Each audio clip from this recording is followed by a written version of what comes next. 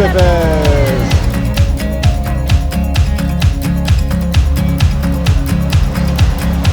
Hang on, where are you from? He had like 3 bricks. Dobro jutro! Good morning. We're still in Serbia. We just left Hungary. Passed through Novi Sad and are just about maybe half an hour from the Hungarian border. So just wanted to take a moment to say thank you to Serbia and goodbye for now. And we'll see you again soon in Hungary. He had like 3 bricks because he doesn't know when he's gonna eat burek next. So we are not sure if they sell bureks in Hungary, but we're gonna find out. So we're only like maybe half an hour away from the border. Yeah.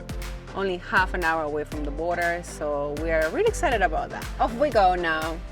See you later in Budapest. See you in Budapest.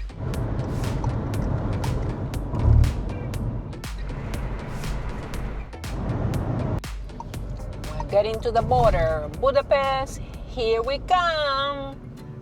Jónapot! We are in Hungary. We just crossed the border and something funny happened. I don't know what's up with me and my name and my passport and my country of birth, but we handed in our Always Australian causes some passports. minor confusions. Confusions and questions. Yeah. We handed in our Australian passports and the officer asked some questions about the car that we rented, from where, you're coming from Serbia, but you rented the car from Montenegro. Anyway, at the end, he opens my passport, looks at me, and then he says, Tatiana, you are from Peru.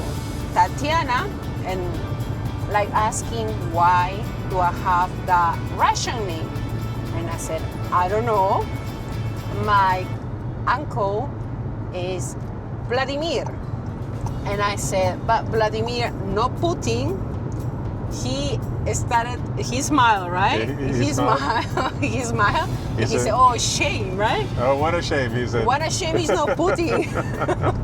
So I thought it was going to be, because the West, we try not to talk about it or like try not to have any connections with it. But here they're very proud to say, oh, what a shame you're not related to Putin. Russia's a very close ally, so yes. Yeah, it's a very close ally.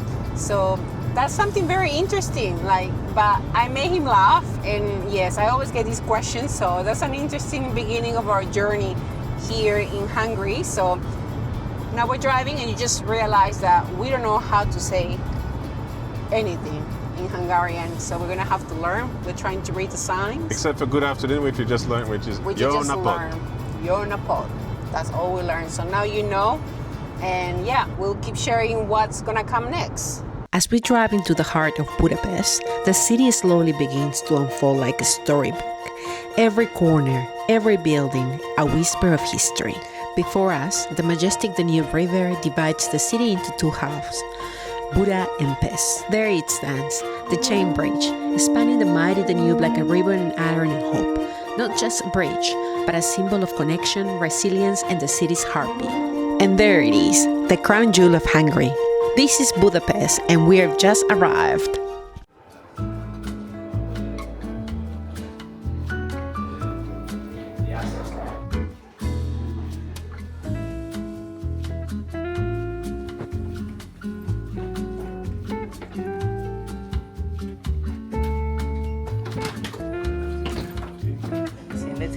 Let's explore. Wow.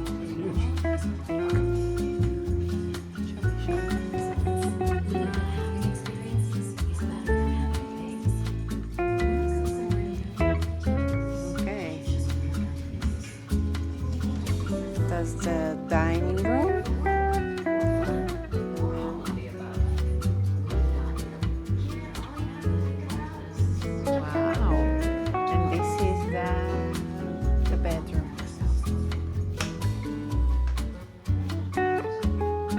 Amazing, wow.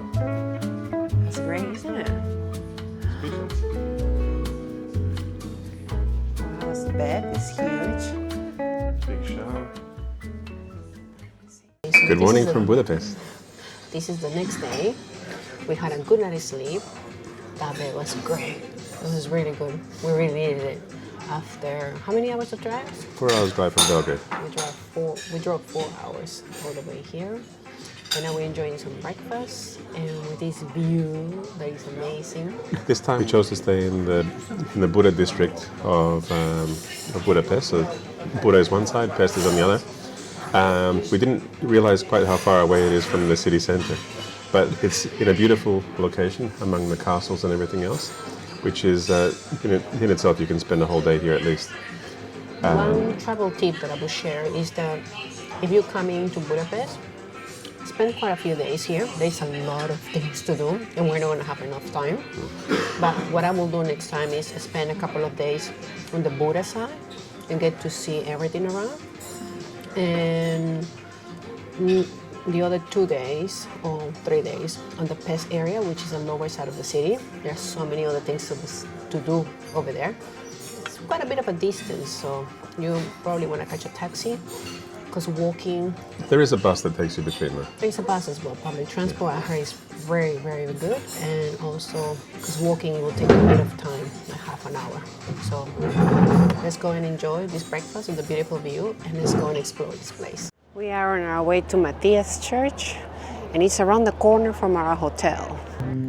Standing proudly on Castle Hill, beneath the watchful eye of Buda's skyline, rises a church that has witnessed over 700 years of Hungarian history, the Matthias Church. Its roof gleams like a mosaic of fire and jewels, not just a decoration, but a symbol of resilience. For this church has been destroyed, rebuilt, crowned kings, and prayed through centuries. It began in the 13th century, built by King Bela IV, after Hungary rose from the ashes of a Mongol invasion. This was no ordinary place of worship. It was a royal church, a national sanctuary, and a symbol of rebirth. Later, King Matthias, Hungary's most beloved ruler, left his mark here. He married not once, but twice. The people would come to call it his church, and the name has never left.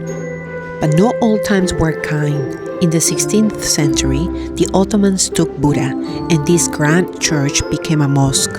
Frescoes were painted over, bells fell silent, yet still the walls remembered.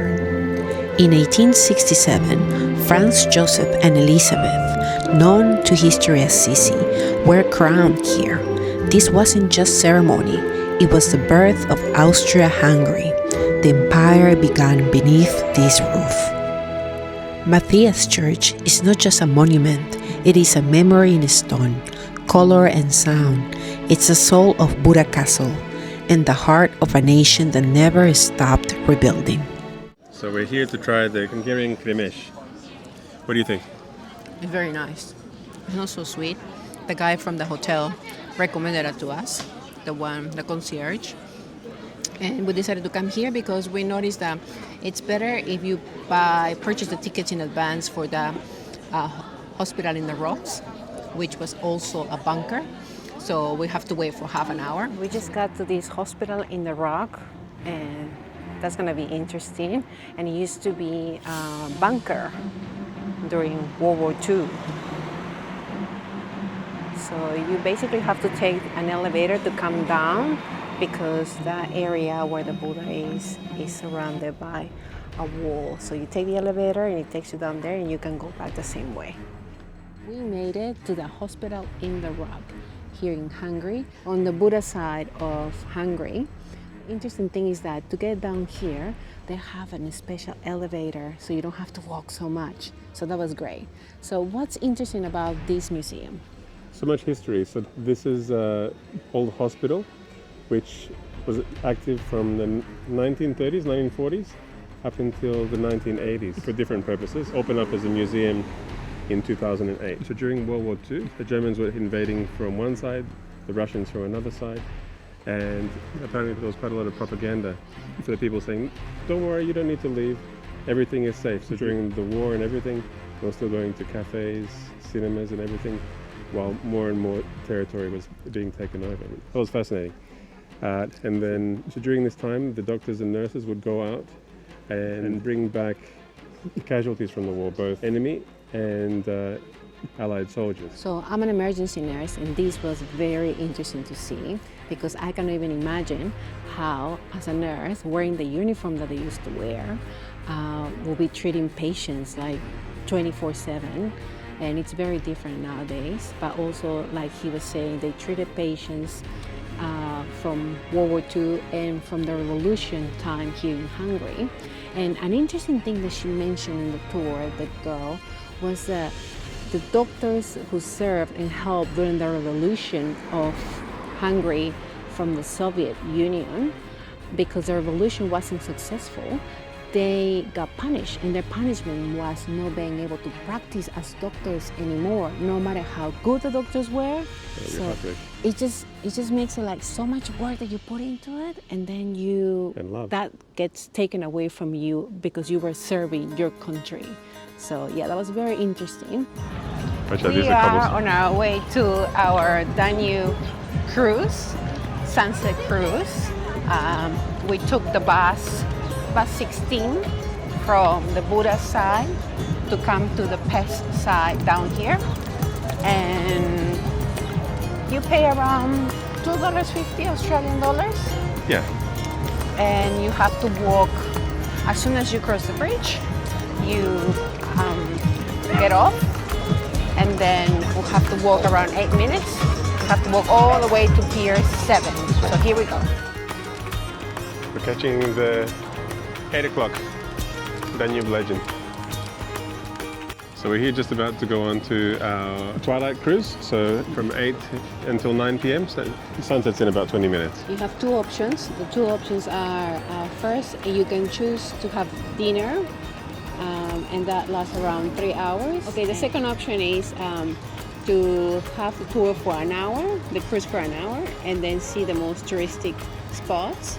So along the Danube River. Yes. I'm kind of regretting not choosing the river cruise. It looks quite nice. These little tables and chairs, and it looks special, but yeah, that's what we chose.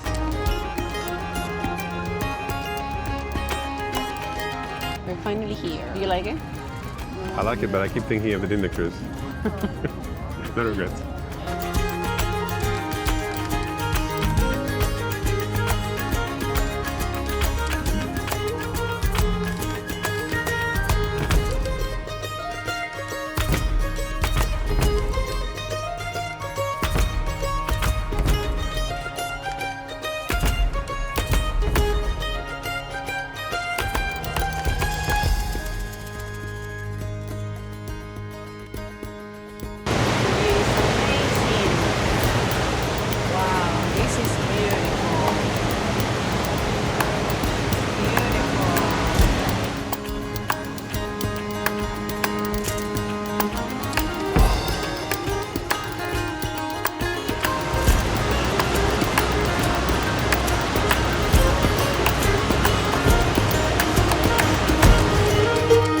We're in Budapest!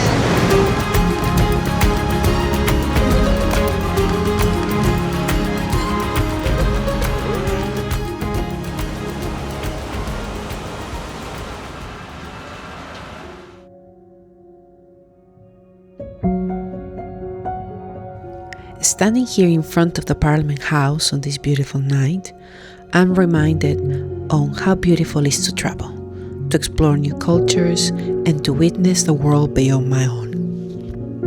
Moments like these remind me that life isn't about things, it's about experiences. Because in the end, it's not what we had, but what we felt, saw, and lived that stays with us. It's the memories that we carry in our hearts forever.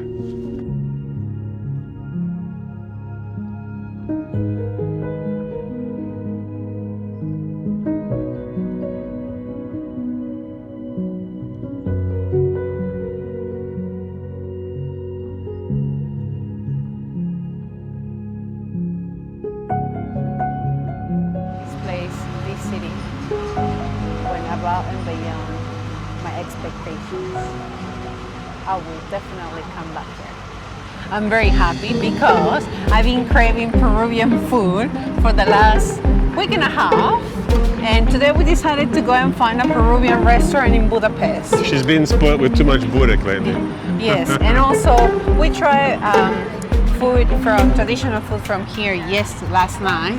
So, but today I have to try some Peruvian food.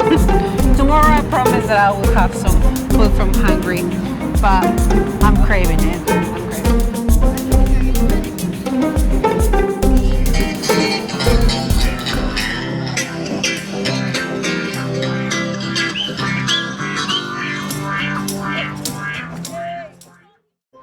This street here brings me back to the movies that I used to watch about World War II and about how the Germans will take over cities and countries. This is a very special neighborhood. We are on our way to get some Peruvian food, but this street is quite unique, I think. Have a look. How far are we? We are 40 meters from the Inca Grill Bistro. I feel like every time we travel to a new country, we always try to find at least one Peruvian restaurant, right? Yes. It's essential. From in Pico Rico here. Look at this. Oh, there it is. Look at the sign. Now we found it. Untumi. Con el tumi.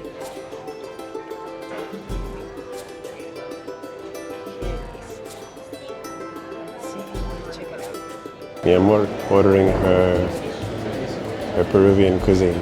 We're getting one ceviche, one lomo saltado, Wow, and qué a pollo a la bueno. brasa Ay, with a no, portion es la of primera vez aquí. picar. Sí. This food is We're amazing. here. This is very good. Yep. So what do we have? We asked for some ceviche, lomo saltado, And pollo a la brasa, pollo a la brasa, which is like a rotisserie chicken. and it's great. This is the best place Very for delicious. Peruvian food. Peruvian food in Budapest. This is ceviche. Peruvian cuisine has a lot of Japanese and Chinese influence. This is lomo saltado, rice with beef, onions, tomatoes, French fries, and chicken. It's called pollo a la brasa. It's the best chicken, tasty, very nice. It comes with French fries and with the sauce as well. That gives a beautiful taste, an amazing taste. Slightly spicy, but it's really tasty. Yes, a little bit spicy. I'm not a big fan of spicy food, even though I should probably, but this is really good. This is just perfect. Hit the spot tonight after our cruise. You've been craving Peruvian food for almost 2 weeks, I think. Since I left Australia. I want my rice. Need ceviche, need pollo a Finally la got brasa. it. I know many people are probably gonna criticize and say, "Oh, you're in Budapest and you're not eating the food from there." But no, She loves the food from here, but it's very different and hard to get used to. So a little bit of balance. This will give her a nice little break, and then back to European cuisine tomorrow. we're in trouble. What do you get there? First of all, thank you to my new friend Tony from Croatia, who lives here in Budapest. Had this gelato Budapest. What melted my heart is like he was at the door. We thought he was a tourist, and then he just came and invited us. He said, "Please, please come in, please." We were struggling to speak English with each other, and then and then- realized that they speak the same and I language. said some word that was from Serbo-Croatian, and he said, "Hang on, where are you from?" And then we started speaking in Croatian, and because he's from Croatia. That's and when I didn't understand anything they said to each other. It's so helpful. And he said, "Really, if you need anything at all, come and find me." And I invited him even to come back to stay in Australia if he ever comes. And he said, "You know what? I've never flown in a plane, and I'm never going to." But it's so kind of him, really. Yeah, that was really nice. Thank you, Tony. It's almost midnight in Budapest, and we Oh wow, feel it is. pretty safe. right? Yeah, very safe place. Very It safe. seems. There's still people around walking and Having fun eating.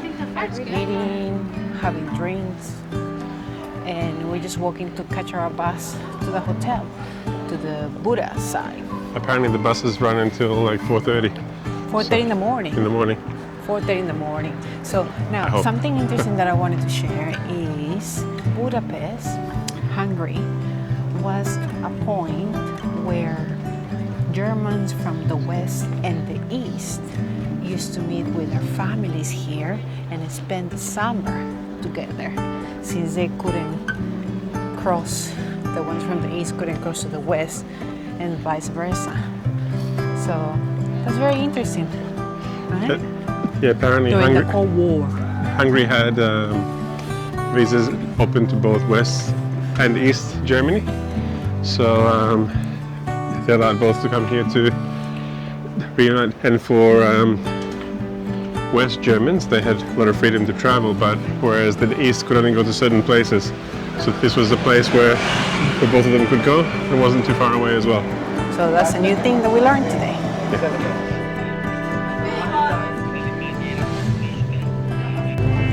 This is the 16 bus going across to the Buda side of Budapest.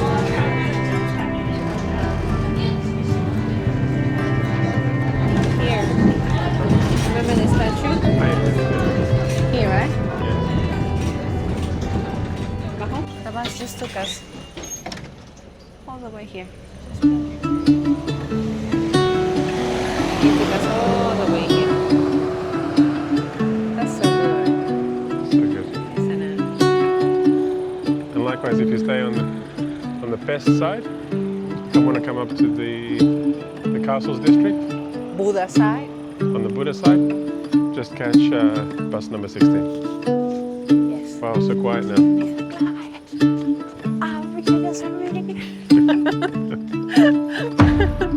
It's so good. No people, there is no one. You No. have to come here at midnight when there is no one here. Yes. And then you can take all your selfies that you want. You don't want them down over there? Budapest really surprised us with its history and all the exciting things to do in this vibrant city. If you enjoyed this video, like and subscribe for part 2 of our Budapest adventure.